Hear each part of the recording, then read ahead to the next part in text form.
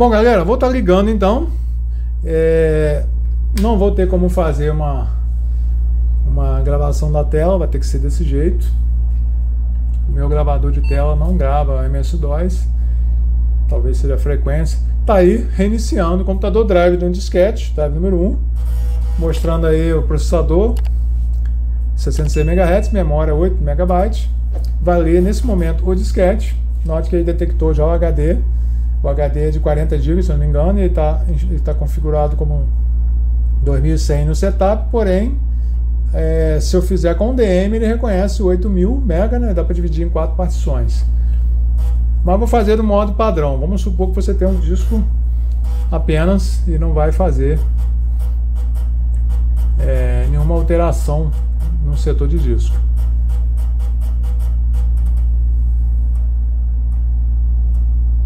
Mas eu vou formatar. Vamos começar do zero. Vamos supor que o seu HD está sem partição nenhuma. Vamos ver. Iniciando a MS-DOS. Está aí lendo o disquete de instalador. Gosto muito de explicar, então, caso vocês queiram avançar aí o vídeo, mas eu gosto muito de explicar o passo a passo e o acontecimento. Para instalar a MS-DOS agora, pressione Enter. Então vou pressionar Enter. Ele diz o seguinte: seu computador já possui MS-DOS instalado, essa versão MS-DOS foi desenvolvida para computadores que ainda não possuem um sistema operacional. Então eu vou continuar e vou substituir. Então ele vai formatar o disco, ele não vai nem precisar criar a partição.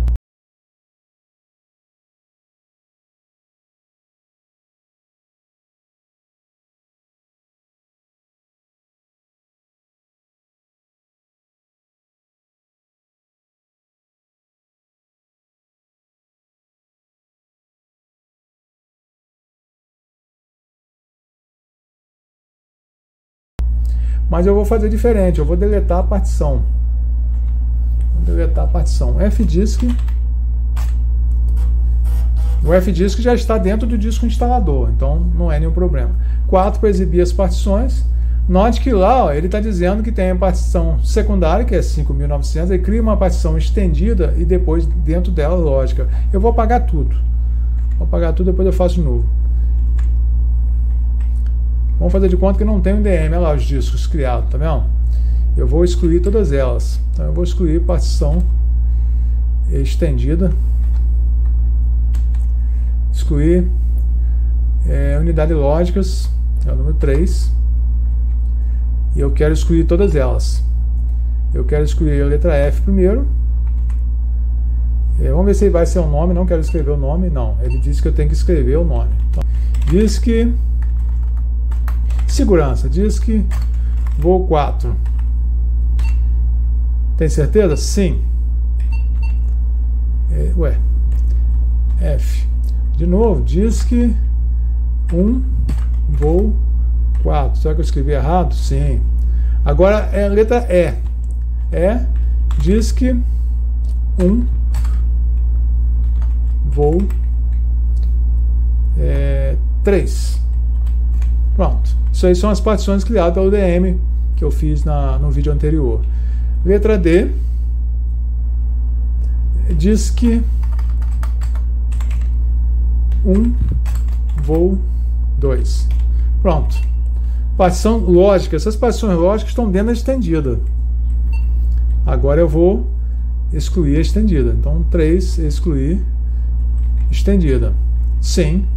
Partição estendida, pronto. Agora eu vou excluir a partição primária. Então 3, excluir a partição primária. Tem certeza? Sim. Diz que, vou escrever o nome que está lá, diz que voo 1. Então excluir as partições que foram criadas pelo DM. Por que eu usei o DM? Porque ele estava particionado pelo Linux. E por algum motivo, pelo MS-DOS, eu não estava conseguindo. Eu fazia todo o processo, quando eu reiniciava ele acusava erro no boot do Linux. Então agora, criando a partição, detalhe, eu não preciso criar aqui. Eu posso deixar que o próprio instalador cria. Então vou deixar que o próprio instalador crie. Reiniciando, vamos fazer simulações. Então o que eu estou simulando aqui é a forma como isso vai ser feito. Então primeiramente vamos ver se o instalador já vai fazer para a gente. Então lendo novamente o disco de boot. É um processinho que parece ser complicadinho, mas é prática. Eu fazia muito isso, então vocês podem rever aí o vídeo quando for preciso, caso tenha dificuldade. Então, botando pelo disco número 1. Estou aqui com os outros discos. Aqui. Então, esse é o processo de instalação do MS-DOS. A tela fica cintilando, coisa do tubo, né? Alguma coisa de configuração da câmera. A quantidade de quadro fica inconsistente, então ele fica dando uma cintilada. Então vocês vão ver a imagem cintilando. Vou seguir o instalador, vou deixar o instalador trabalhar sozinho.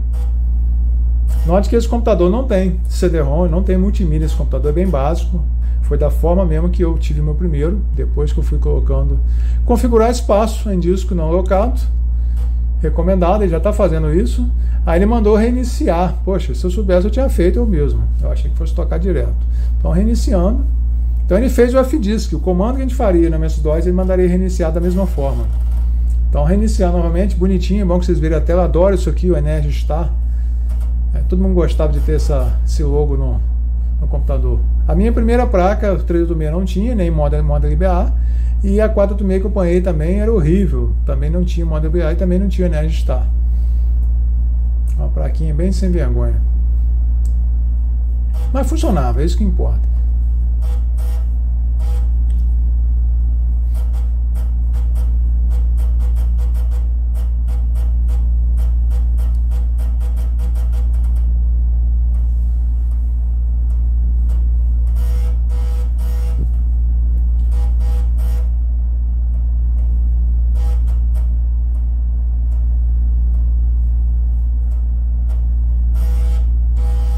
Barulhinho típico do leitor de disquete.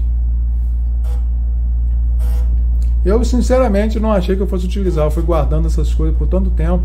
Eu tenho ali uma pia. Vou mostrar para vocês qual era dessa. Eu devo ter mais de 1000 CD-ROMs, CDs e DVDs com cópias, várias cópias dos mesmos arquivos com backup para não perder. Tá aí formatando. Agradecendo aí o Jarbas Volaton Suete, que isso tudo aí veio da época do treinamento. Fui aluno dele aí, né? A gente foi uns cursos meio intensivos. E ele me forneceu muita coisa que eu tenho e guardo até hoje. Então tem muita coisa antiga aí que eu fui mantendo. Achei que nunca eu ia utilizar, mas fui guardando. Não sei porquê. Joguei muita coisa fora, mas como eu tinha jogado tudo pro CD-ROM, joguei os disquetes fora, porque considerei que já estava aí fora da sua vida útil. Nem testei. Simplesmente joguei fora.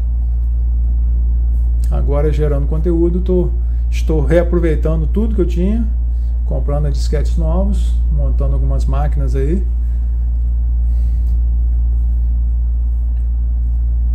Formatando unidade C.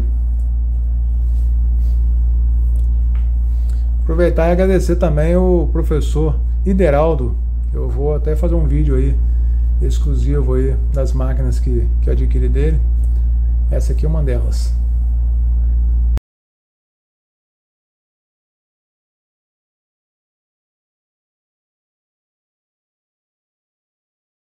Bom, configurações estão corretas.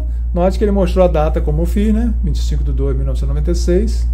Voltei aí no tempo.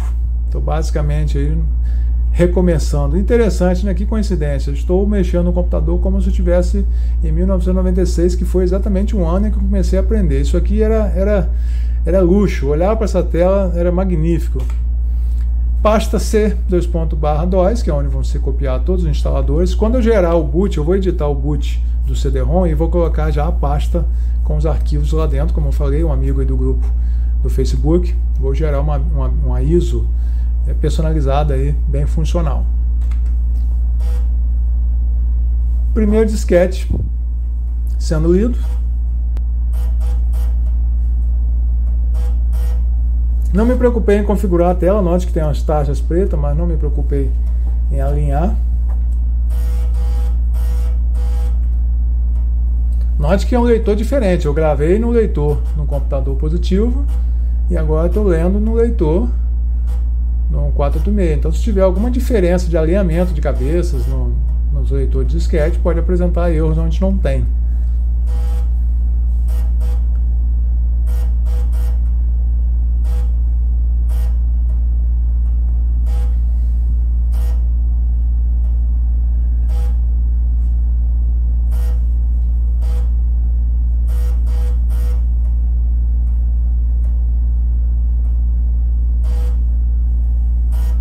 Então, se a gente for fazer aí uma trilha, eu diria que esse é o início, né? Como eu falei, que o site é Minha Vida TI. Então eu vou tentar seguir realmente a sequência da Minha Vida TI. Vou tentar não pular alguns joguinhos que eu fico mostrando, mas eu vou tentar manter na mesma linha do tempo. Então eu estou mostrando jogos da época do 486 66 MHz. Tem jogos que vão rodar no 486 Pentium 100 da mesma forma. Então eu estou seguindo a linha do tempo. Então esse é o início, o primeiro computador.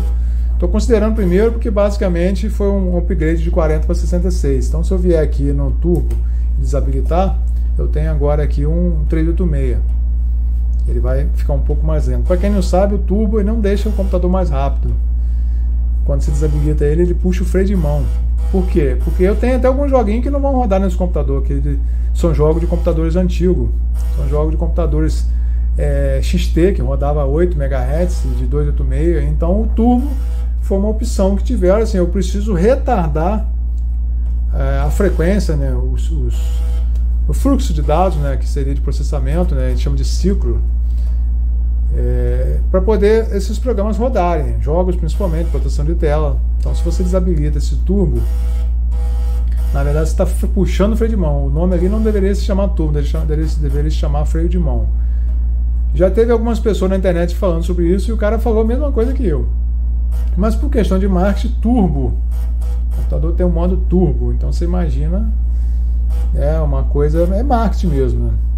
Então agora eu estou rodando como se fosse um 386, mas vou voltar para o 486 novamente, a 66 MHz. Pode ser que somente a velocidade da cópia dos arquivos, se você for formatar o disquete, eu percebi a diferença formatando no 486, formatando num Dell, ele formata mais rápido. Então, logicamente que a frequência aí faz a diferença.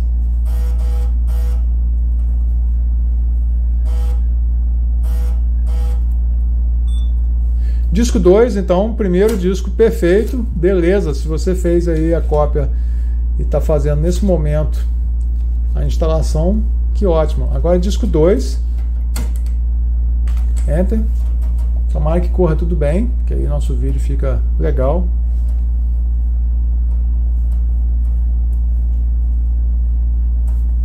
Vou deixar um card aí para vocês verem o computador que eu montei, né, o Pentium 100. Na verdade foi um conserto que eu fiz, né, porque já estava montado. Todos os três computadores precisaram de reparo e todos os três foram bem sucedidos reparo. Quando eu fizer o vídeo eu vou falar um pouco mais sobre esses detalhes. Mas vou deixar um card aí para vocês verem o computador Pentium 100 sendo montado.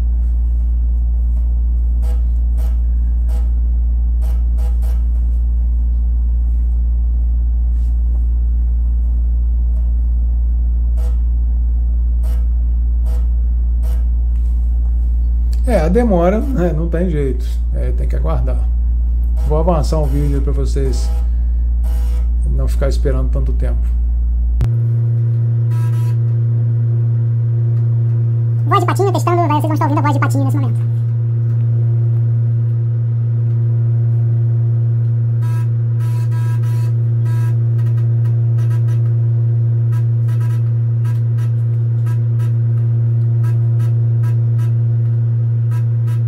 Interessante, se você fizer 10 instalações, você vai ver 10 vezes o que está escrito na tela. É igual você estar no consultório médico aguardando para ser atendido, ou qualquer outro local. Se tiver um cartaz na parede, você lê quantas vezes você olhar para ele. Até decorar o aviso, o letreiro todo.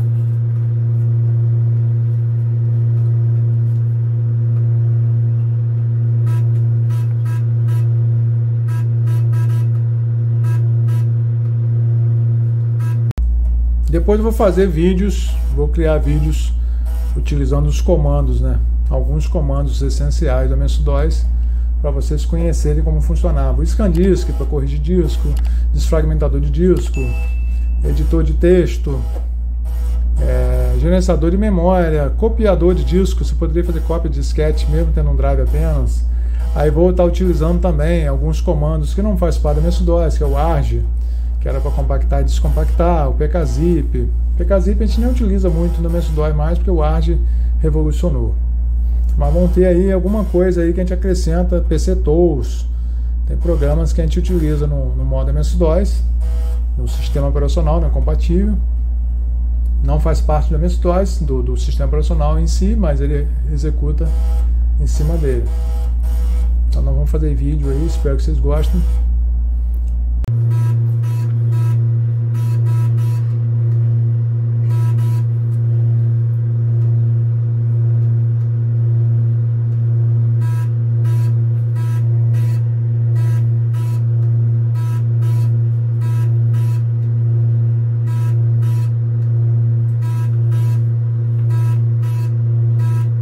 Esse é aquele momento em que ele descompacta os arquivos, né? Ele tem os arquivos compactados no disquete, então para ele fazer a cópia ele descompacta e joga o arquivo lá da forma com o nome correto. Pronto, pedi o disco 3, que legal. Discos funcionando corretamente. Agora estou indo para o disco 3, espero que o 3 também funcione corretamente. Disco 3 no drive. São apenas 3 disquetes, mas está demorando para danar, o vídeo vai ficar longo.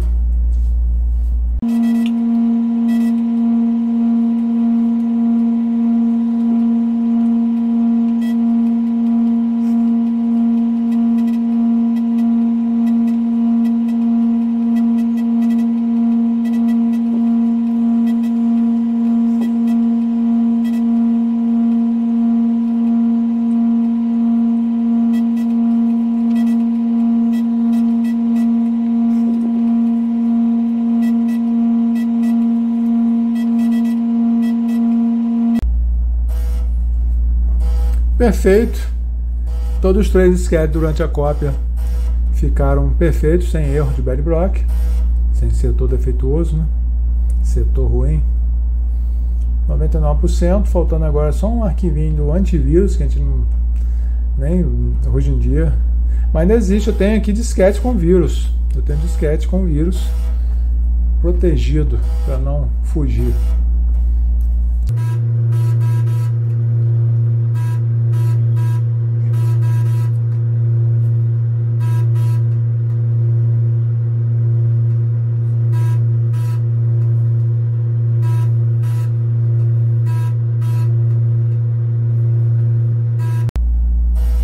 Finalzinho, demorou mais do que toda a instalação.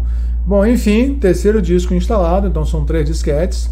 O MS-DOS original são 3 disquetes, como eu estou fazendo aqui, versão instaladora. Eu consigo montar uma versão instaladora que não seja necessário utilizar os 3 originais. A gente consegue montar, basta que utilize aí arquivo de lote, a gente fazer a sequência de comandos. Então tirei o terceiro disquete e ele mandou reiniciar. Então reiniciando, pronto, ele falou que o MS-DOS já está instalado no computador. Então está sem o disquete no drive. Iniciar normalmente.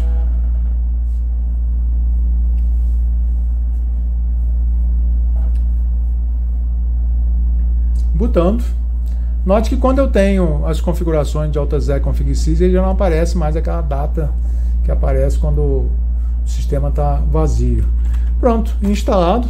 Note o seguinte, a pasta MS-DOS, comando com, é um inaso 386, que é um arquivo sistema, config-sys e AltExec byte. Se eu quiser usar aquele comando que eu falei, tip, agora eu não preciso utilizar, que eu tenho edit, mas eu vou usar o tip AltExec.bat, ele vai ler, é um arquivo interno, né? Essas são as informações que estão no AltExec.bat. Então, se você tiver sem o sistema operacional, apenas comando com, você tem esse comando para ler arquivos. Para ler arquivos em formato texto, né? Tip config-sys. É mais rápido, né? Se você digitar edit AltExec.bat, agora eu tenho MS-DOS, eu tenho o edit. Então ele vai abrir o editor de texto do MS-DOS. Muito utilizado para criar texto, você pode criar texto aqui e pode também criar arquivos para programação, banco de dados, Clipper, Pascal, mas eles costumam já ter o editor próprio. Então, esses são os arquivos da raiz, que a gente chama de raiz. Note que o tamanho aqui, 2.137.800.000, isso aqui bytes livres. Se eu for converter, basta que eu tire todo o restante, eu tenho aproximadamente 2.1 GB, que é 2.100, né? Então você vai tirando 2.100 MB, 2.1 GB. E as outras partições, letra D, não vai ter. Por quê? Porque o FDisk não criou. Então, olha só, é uma informação extra. Então, vou deixar para um próximo vídeo para a gente dar sequência desses comandos. Então, espero que você tenha gostado, instalado o MS-DOS 6.22 no computador. Espero que vocês gostem, deixem o like, se inscrevam no canal caso não tenha inscrito. Fique com Deus e até a próxima.